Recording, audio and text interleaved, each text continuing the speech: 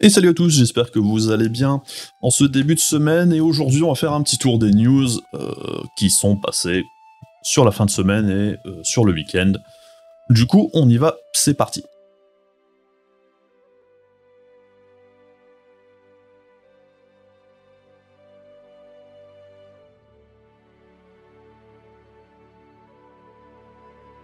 Et donc avant de commencer sur les news, on va faire un petit tour du côté des drops, puisqu'il y a eu pas mal de drops de modèles de référence, que ce soit chez AMD ou Nvidia ce week-end. On avait eu AMD vendredi soir à 21h, et dimanche, hier, donc on a eu les drops de Founders Edition, donc d'Nvidia chez LDLC, comme d'habitude. Par contre, c'était le premier drop qui avait lieu un week-end, donc un dimanche, à 18h, ça a commencé. Et on a eu plusieurs drops tout au long de la soirée jusqu'à 21h où on a eu les derniers drops. Alors personnellement, je trouve ça un petit peu casse-couille. Ça veut dire qu'on peut avoir des drops maintenant 7 jours sur 7. On ne sait pas à quelle heure, même si c'est très souvent en soirée. Mais alors ça veut dire que au bout de quelques semaines, quand il n'y a pas eu de drop chez LDLC, ça veut dire qu'il faudra maintenant guetter tous les soirs, semaine et week-end, être toujours aux aguets. Alors personnellement, je trouve ça un peu... Enfin, ça peut être très stressant pour ceux qui sont vraiment en galère de GPU. Chez AMD, c'est un peu pareil. Normalement, c'était tous les jeudis, à peu près vers 17h, entre 17h et 21h, donc maintenant. Mais maintenant, on voit que ça peut aussi être le vendredi, maintenant. Apparemment, vu que c'était le bordel le jeudi soir, ils ont décidé de faire ça aussi n'importe quand. Donc, toute la semaine, on peut s'attendre à un drop mystère d'AMD. On sait pas quand, on sait pas à quelle heure. Personnellement, je trouve que ça aide un petit peu les bots, puisque du coup, ce sont eux les seuls à être au taquet H24. Par contre, pour les autres, un peu plus compliqué de savoir. Même si, dans l'ensemble, si vous avez des bots d'alerte, ou des Discord que vous suivez qui vous donnent les alertes, vous avez plus de chances que le Quidam moyen, mais il faut encore être prêt et au taquet pour pouvoir espérer avoir quelque chose. On est un peu dans le n'importe quoi complet, vivement que ça revienne à la normale. Par contre, si vous êtes vraiment en galère, je ne saurais que trop vous conseiller de prendre une carte d'occasion, un ancien modèle type R9 290, des 1060 ou des 900, enfin des cartes qui ne sont pas bonnes pour miner, du coup, qui ne sont pas trop hors de prix, et de patienter tout simplement en jouant à d'anciens jeux, je pense que tout le monde a un backlog de jeux absolument monstrueux, c'est peut-être juste le moment de le faire, tout simplement, puisque de toute façon, il n'y a pas de gros titres niveau jeu qui doivent arriver pour l'instant, je pense qu'avant la fin de l'année, c'est quand même assez calme, la plupart des gros jeux ont été repoussés, même sur console, il n'y a rien. Je pense qu'il faut juste laisser couler et faire du mieux qu'on peut en attendant. Et c'est probablement le moment de s'attaquer à sa collection de jeux, tout simplement. Mais bon, encore une fois, bon courage à tous ceux qui sont encore en chasse pour essayer de choper un GPU. C'est la merde, je pense qu'il faut juste l'accepter. On sait que ça va durer probablement toute l'année. 2021, à mon avis, on peut faire une croix dessus. C'est ce qui est prédit. Alors après, on n'est pas à l'abri d'un crash des crypto-monnaies, ce qui amènerait forcément des GPU sur le marché. Mais ça, c'est imprévisible. On va dire que si la situation continue comme elle l'est actuellement, effectivement, ça risque de durer encore un bon moment. Sinon, on va enchaîner avec la première news, justement, en parlant de GPU. Et du coup, on a vu que MSI commençait à livrer des GeForce RTX 3080 Ti Ventus 3X, 12 Go de RAM, donc ça confirme toutes les rumeurs qu'on avait par le passé. Et je dirais, le souci dans cette histoire-là, c'est pas spécialement les specs de la carte, c'est plutôt le fait qu'MSI écrivent avec plein d'étiquettes partout ce qu'il y a à l'intérieur de leur colis, ce qui est un peu complètement débile. Après, ils s'étonnent que parfois des cartes disparaissent. Il y a eu une histoire là-dessus, où il y a des livraisons entières de cartes RTX qui ont disparu. Évidemment, s'ils écrivent sur la boîte ce qu'il y a dedans, comment dire, vu le prix actuel des GPU sur le marché, faut pas être surpris qu'ils disparaissent mystérieusement.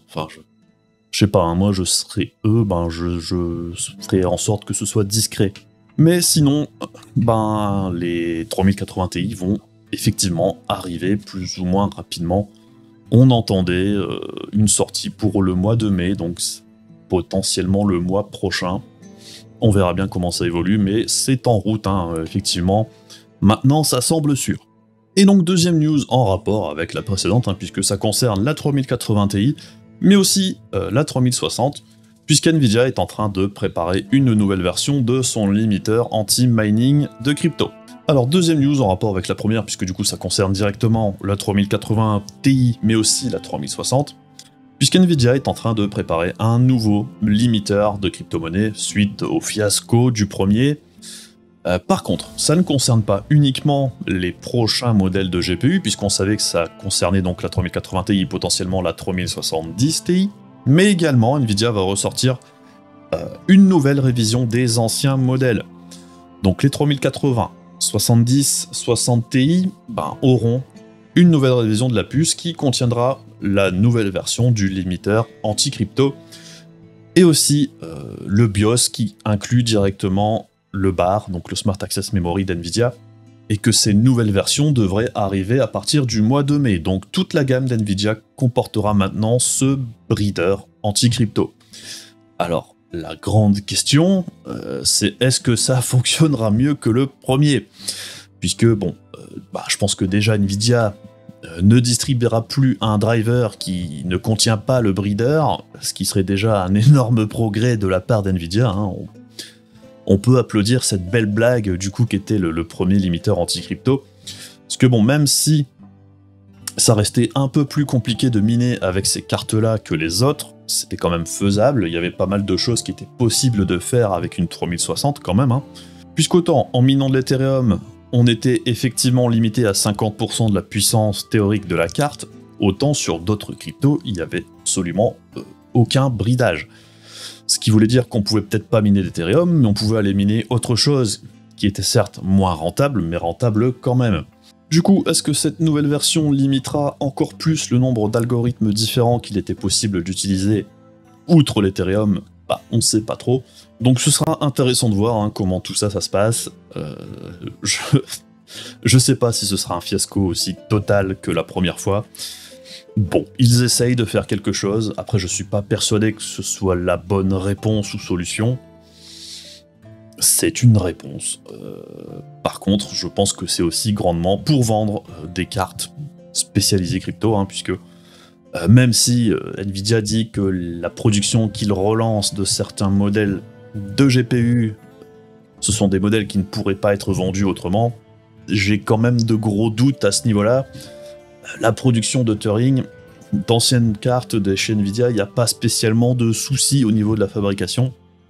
Et encore une fois, toutes ces cartes qu'NVIDIA relance au niveau de la production, donc les 1660, 2060, 2080 Ti, puisqu'on a vu qu'il y avait une puce qui était équivalente, le TU102, je me dis que ça aurait pu faire des GPU tout à fait corrects pour les joueurs, et non pas pour les mineurs de crypto, mais ils auraient effectivement pas pu les vendre aussi cher aux joueurs qu'aux mineurs de crypto. Donc je pense qu'on se fout un petit peu de notre gueule, et au final, ça n'impactera pas grand-chose au niveau de l'utilisateur final. Donc on va suivre, ça va être intéressant quand même malgré tout. Et donc en parlant de cartes pour miner, on a Asus qui nous montre sa jolie carte Asus CMP30HX pour miner, donc qui est une GeForce 1660, castrée uniquement pour le minage. Et particularité de celle-ci, c'est qu'elle a un beau liseré RGB, puisqu'apparemment c'est important pour miner, ça fait peut-être miner plus vite, comme ça apporte aussi également énormément de FPS en plus quand on a du RGB. Avantage à Asus sur toute la concurrence du coup sur ce truc-là. On passe à autre chose. Et donc on continue avec une autre news chez Videocards qui nous a été rapportée de chez Chips & Cheese, qui sont en train de faire des tests sur la latence mémoire au niveau des GPU. Alors ce qui est intéressant à observer ici, c'est qu'il y a clairement un impact du cache de niveau 3, de l'Infinity Cache, chez AMD par rapport aux cartes d'NVIDIA, qui du coup ont moins de latence que leurs concurrentes. Alors ce cache de niveau 3, c'est une des grosses nouveautés de la nouvelle architecture d'AMD. C'est aussi en préparation du futur RDNA 3, donc ça a permis à AMD sur cette génération de faire des puces moins coûteuses, plus simples, plus efficaces du coup que la concurrence, tout en ayant un niveau de performance relativement similaire. Donc pour le coup c'était plutôt bien joué, et je pense qu'AMD ne pensait pas arriver au même niveau qu'Ampere sur cette génération-ci, puisque chez AMD, ils sont en train de suivre un déroulé relativement logique, il n'y a qu'à voir ce qu'il s'est passé depuis le début. On a RDNA 1, qui avait été une refonte totale de l'architecture GPU d'AMD, RDNA 2, inclusion du cache de niveau 3 assez énorme, pour arriver à un RDNA 3, où ils vont pouvoir coller deux puces ensemble, comme ils le font sur les processeurs, avec un cache rapide et performant, qui est déjà en test actuellement sur les propres GPU d'AMD. Tout ça, ça suit une suite assez logique. Donc bref, ce sera intéressant de voir les tests un peu plus approfondis quand ils les auront fait chez Chips & Cheese. Donc bref, ce sera une affaire à suivre. On en reparlera quand on parlera de RDNA 3 justement. Mais du coup, on va enchaîner avec la suite. En parlant de performance GPU, alors j'ai ressorti le tableau comparatif de la 3080 et de la 6800 au niveau de l'impact du resizable bar, donc du Smart Access Memory entre les cartes AMD et Nvidia, où on voit clairement que l'impact du Smart Access Memory est plus important chez AMD que chez Nvidia et dans plus de jeux pour l'instant. Donc c'est des tests qui ont été faits chez Hardware Unboxed et c'est intéressant de voir que selon les titres, parfois ça marche mieux chez Nvidia que chez AMD et inversement. Et on voit que dans l'ensemble, malgré tout, c'est plutôt mesuré. Et les cas négatifs, eh bien, il serait peut-être intéressant que ce soit bloqué au niveau des drivers, d'une façon ou d'une autre. C'était censé être le cas chez Nvidia, on voit que c'est pas vraiment ça, puisqu'on a toujours Watch Dogs Legion où il y a une perte de 3% perf, ou Death Stranding avec moins 4%. Alors certes, c'est pas dramatique, mais pour les deux marques, je pense qu'il serait intéressant d'avoir une sorte de bridage artificiel pour activer ou pas le resizable bar selon les jeux. J'espère que ce sera fait le plus rapidement possible pour que ce soit positif ou soit ça n'apporte rien. Et voilà un petit peu ce qu'il y avait d'intéressant au niveau des news sur la fin de la semaine dernière. On verra un petit peu s'il y aura des choses intéressantes cette semaine. Il y a eu pas mal de news entre guillemets sur RDNA 3, Zen 4 et tout ça. Des leaks assez en avance, donc on y reviendra plus tard. Je vais essayer de compiler un petit peu tout ça pour faire quelque chose d'intéressant. Même si dans l'ensemble, il n'y a pas vraiment de vraies grosses infos par rapport à ce qu'on avait déjà vu par le passé. Mais bon, ce qui est intéressant, c'est que ça semble se confirmer dans les grandes lignes. Et donc, comme d'habitude, n'hésitez pas à faire tous les machins que YouTube aime bien. N'hésitez pas également à passer sur le Discord, sur Facebook, sur le stream. Et d'ailleurs, je vais essayer de streamer tout à l'heure. Bref. Je vous dis à la prochaine, je vous fais des bisous, salut!